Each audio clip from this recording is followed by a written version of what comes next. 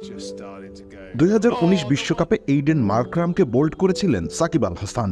এরপরই মুষ্টিবদ্ধ উদযাপন তার। 5 বছর পর একই দৃশ্যের পুনরাবৃত্তি ঘটল, তবে বাংলাদেশের জার্সিতে নয়, কাউন্টি দল সারের হয়ে সাদা পোশাকে। দুর্ধর্ষ এক আর্মারে তিনি উপড়ে ফেলেছেন টম অ্যাবেলের স্টাম্প। তাল সামলাতে না পেরে তখন মাটিতেই গড়িয়ে পড়েছিলেন অ্যাবেল। ইংল্যান্ডের ঘরোয়া টুর্নামেন্টের দল সারের হয়ে এবারই অভিষেক হল বিশ্বসেরা অলরাউন্ডারের। কেমার রোচের কাছ থেকে ক্যাপ পেয়ে শুরু হয় নতুন পথ চলা।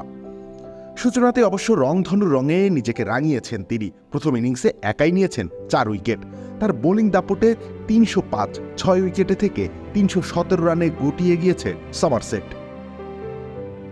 এদিন 11তম ওভারেই টাইগার স্পিনারকে আক্রমণে আনেন সারের অধিনায়ক। এরপর টানা বল করে গিয়েছেন ক্লান্তিহীন মেশিনের মতোই। প্রথম উইকেট পেতে তাকে বোলিং করতে হয়েছে 21 ওভারের বেশি। তবে একবার উইকেটের বাঁধ খুলতেই জোয়ারের জলের মতো এসেছে শিকার।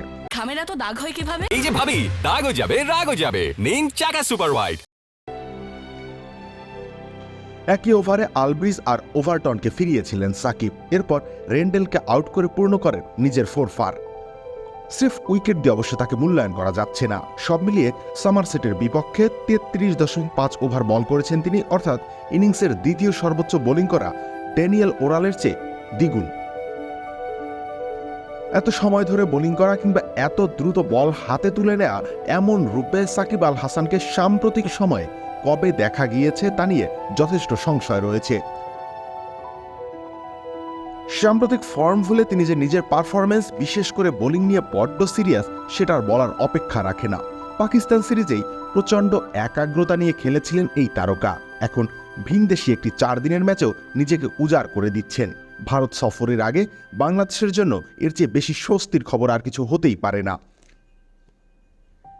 রবিউল ইসলাম রনি, খেলা 71।